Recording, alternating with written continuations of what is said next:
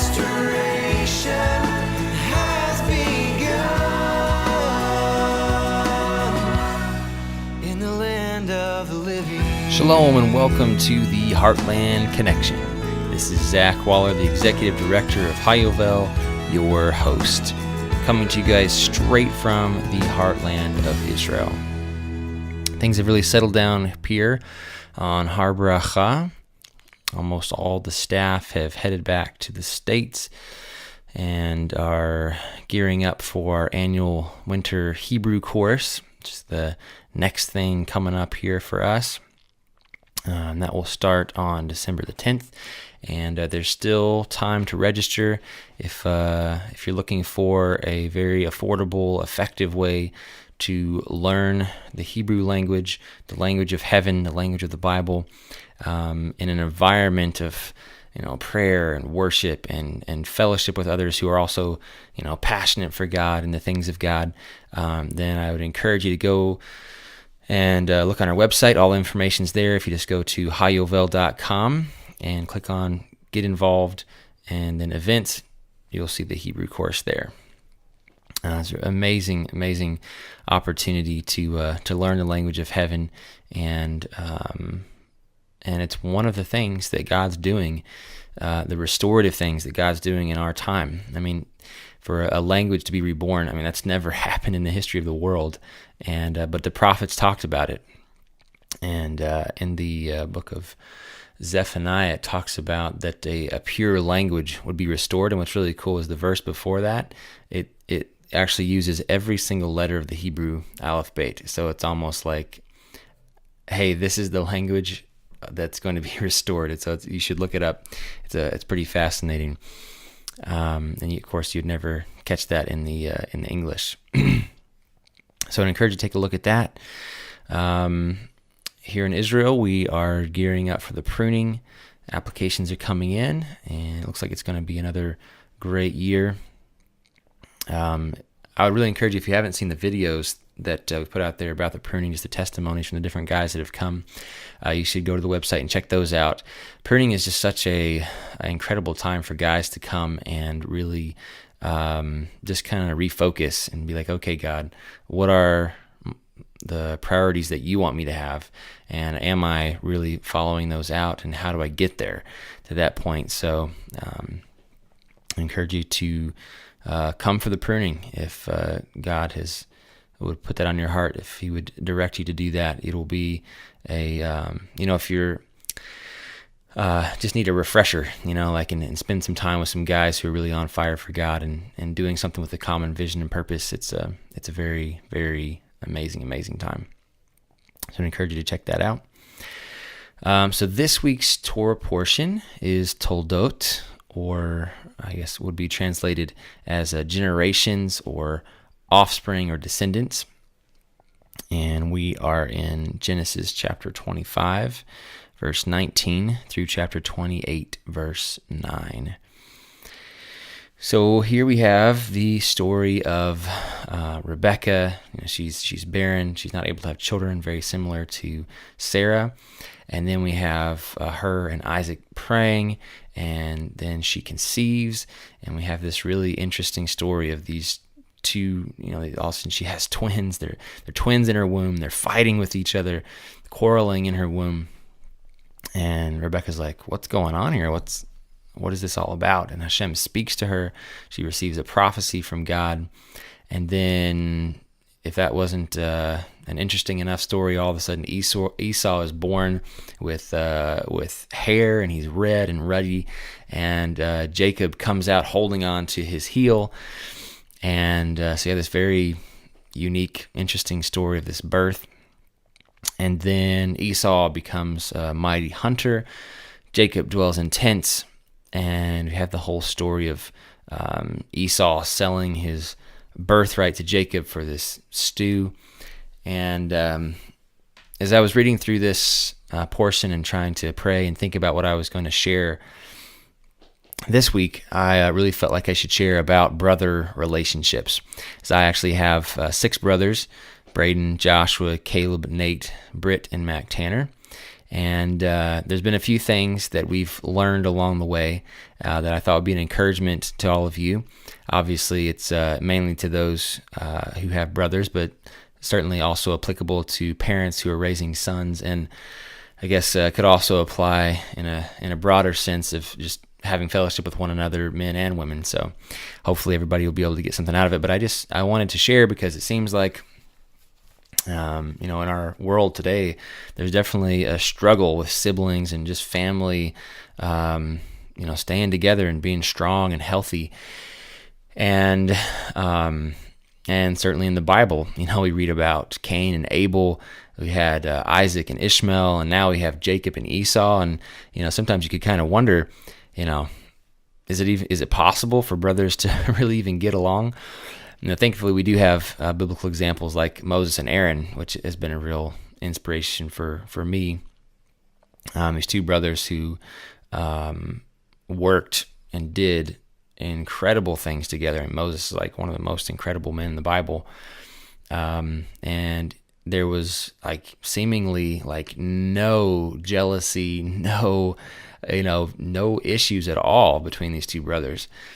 So they've always been an inspiration to me, brothers-wise. The Hebrew word for brother is ach, and that Hebrew word is a Greek equivalent. I'm not a Greek expert by any means. I haven't really studied it much at all, really. But the Greek equivalent, if you look at those two words, and so in the Old Testament and New Testament, they actually occur 975 times in the Bible. So this word brother is like a pretty well-used word in the Bible. And obviously we have scriptures like Psalm 133 that says, behold how good and pleasant it is for brothers to dwell together in unity. And so even though we have these stories about Cain and Abel and these really hard stories, we know that God's will is for brothers to dwell together and in unity, to be of one heart and mind together, working together for God's purposes. And I guess even thinking about with what is the Bible there for? It's for us to learn from. And so obviously if God put all of these, and willed that all of these accounts of these difficult relationships with these brothers be in the Bible, then there's a reason why that's there. And I think it's so that we can learn from that and be able to come to this place of unity. God obviously really wanted us to learn about sibling relationships and learn from those and be able to have a strong, healthy brother to brother, sister to sister relationships. So but then the question is, how do we get there? How do we get to this point of being together and being in unity? And so I just wanted to share a few things that us and my brothers talked about and came to. I really respect each one of my brothers, and we've had a lot of really, really good times together, a lot of very incredible moments, and also obviously some struggles here and there. But even those, a lot of, those struggles are really the refining times in our lives that really, bring out the gold, that bring out the good things. So even those are good. So I think I was just trying to think back through growing up and how things kind of went. And I think one of the first things that mom and dad taught us growing up was responsibility. I remember I was around probably 7 years old, and my job was dusting. I would go through the house and dust. And with more and more children coming on, it was really important for us children to jump in there and help out with different things. I remember helping out with the dishes, and some people would be like, "Oh, wasn't that some sort of hard?" Well, I had a 7-year-old working in the house doing these things. And I actually don't have bad memories about it at all. I actually had fun jumping in there and doing it, and taking care of things. I could jump in there and help mom out with cleaning or whatever it was. So each of us kind of took our little, or whatever assigned task. I remember Braden a lot of times would take the cleaning the bathroom, and Josh and Caleb would jump in and do the laundry. And obviously we had rotations for washing dishes or sweeping the floor, different things, and just working around the house. I think the reality is, most children actually like to do things. We like to be busy. I know that even with my boys now, it's like they actually enjoy being able to work together with me and do stuff. And obviously, with young children, the attention span's pretty short, so you have to work together with them and keep an eye on them or whatever. But I have really good memories of growing up and doing things together with my brothers and working together, and by the time I was about 10, we had a milk cow and 7 or 8 milk goats. We had 2 horses and a couple beef cows. We had 20 or so chickens and ducks, and it was a lot of fun. Like, we would go out there and play around with the goats and the horses and cows and stuff. And the responsibility, I can remember we had a water trough that we had to fill up, so we'd run the hose out there and put it in, and it was the hardest thing ever. And I think probably if anybody's listening to this that lived on a farm and had animals, you probably relate to this, but it was very, very difficult to remember to turn that hose off when that tank was full, because it would take, an hour or more to fill up this pretty big, good-sized tank. So you put the hose in there, you turn the water on, and then you go get busy with something else, and all of a sudden, remember, oh yeah, the water tank, and you run out there and try to fill it up, and of course we didn't need to waste a lot of water. So different things like that, just learning how to be responsible. Like, okay, I have to remember to go and turn that water off. Or if our goats got into the feed room, if we left the feed room door open, if the goats got in there, the goats will just keep on eating and eating and eating and eating until they kill themselves. And so you can't leave that much food just out there open for the goats.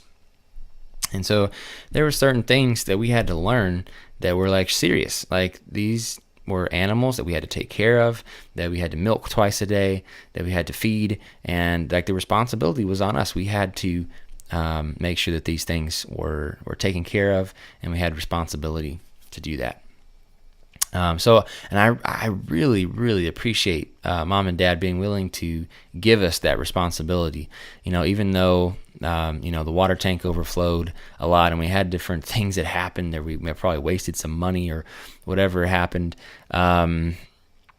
Those things really equipped me and my brothers to be able to grow and understand the seriousness of responsibility and what we needed to take from that.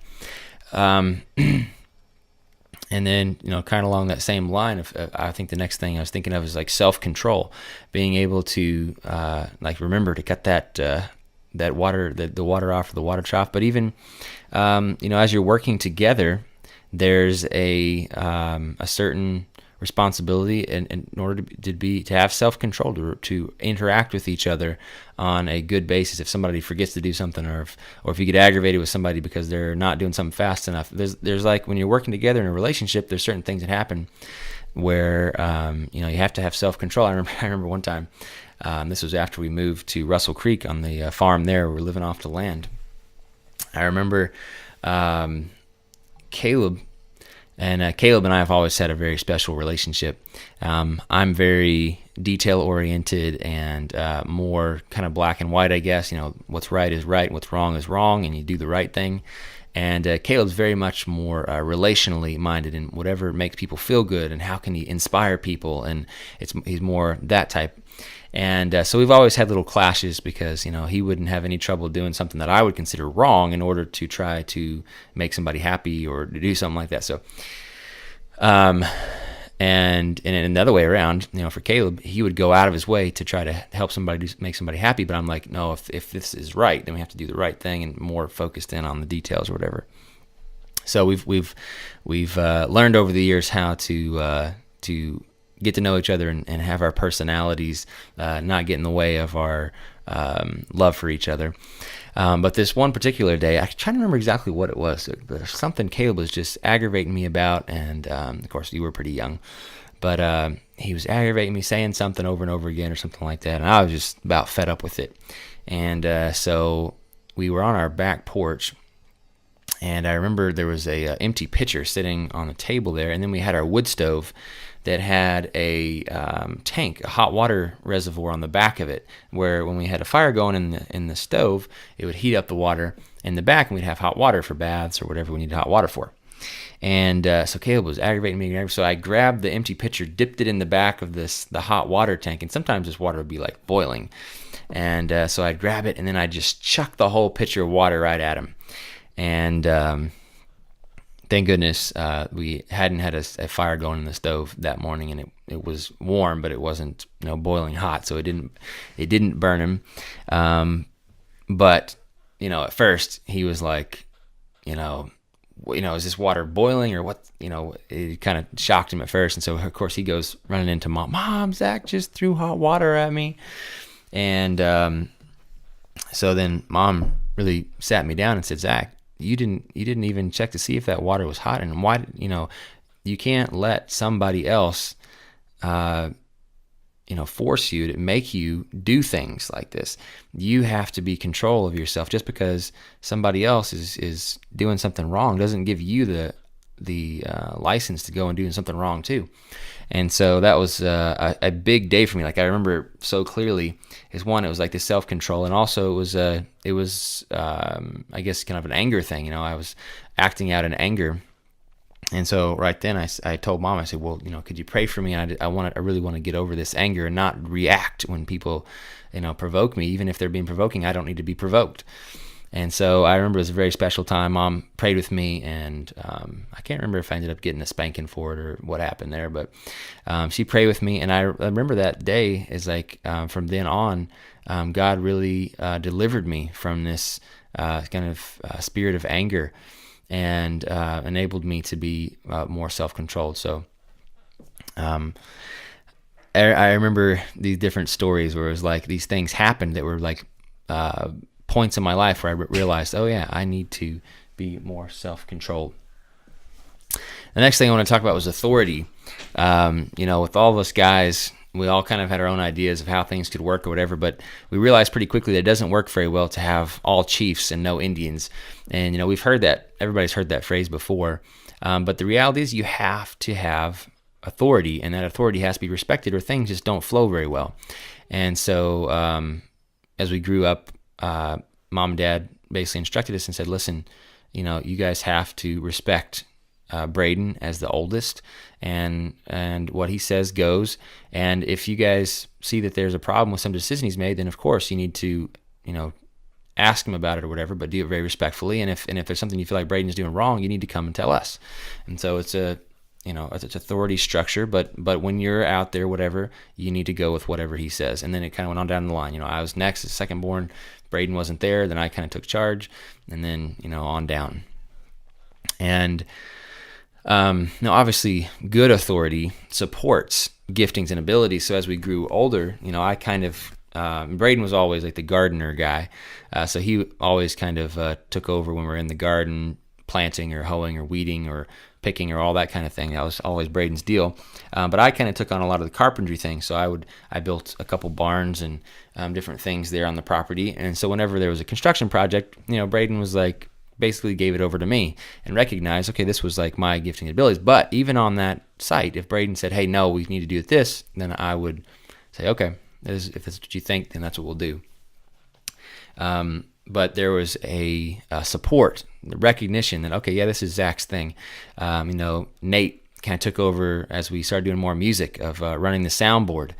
And so everybody knew, and it would be silly to challenge Nate on something about the soundboard, what needed to happen or whatever, because we knew he knew the most about it, and he was good at listening to the music and making adjustments or whatever.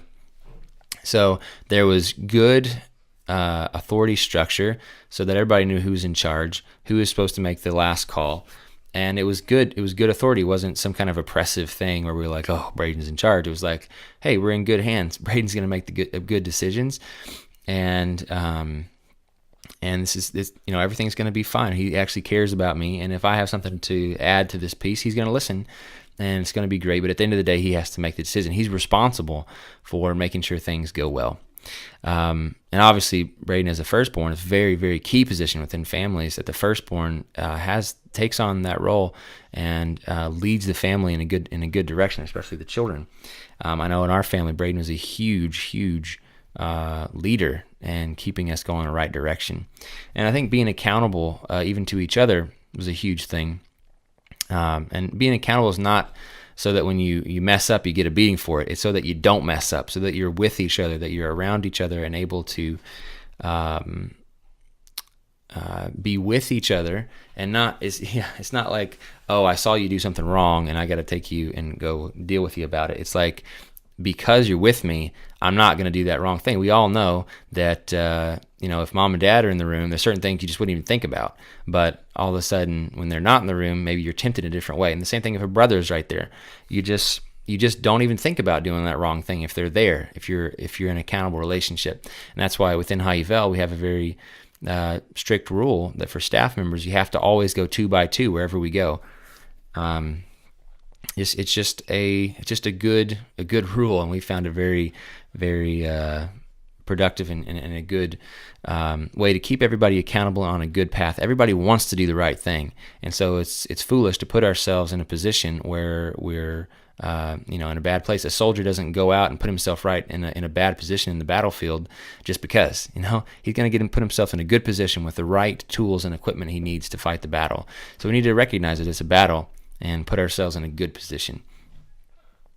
The other thing I wanted to talk about a little bit was prayer. This was a huge thing that I would really encourage if any young men are listening and you have brothers, get together, and in any situation really, but specifically there's a real strength to it when there's unified prayer, praying together.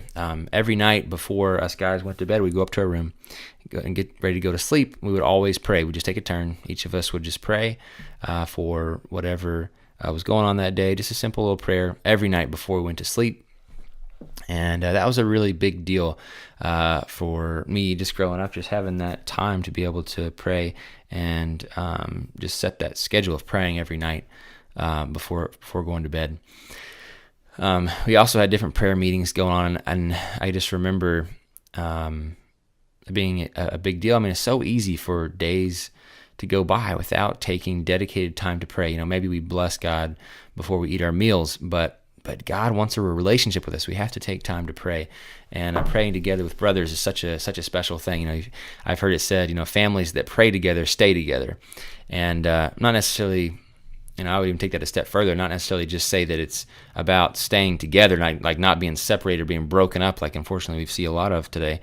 But I'm saying together, like in a common vision, common purpose. Back to that scripture about being unified. Not just physically together, but of one mind and one heart, and pressing forward and actually being productive and effective together as a family and as brothers. I mean, the reality is, us 5 guys growing up, when we got together and did things, there was a real strength in that. When we get together and pray together, there's a real power behind that, a real anointing that God puts on specifically for brothers. And obviously, you can have those close friends too who come in, like even our brother-in-laws now, like Luke Hilton, Aaron Hood, and even Aaron Murphy, different guys like that come on. It's like there's a brotherhood even outside the physical brothers.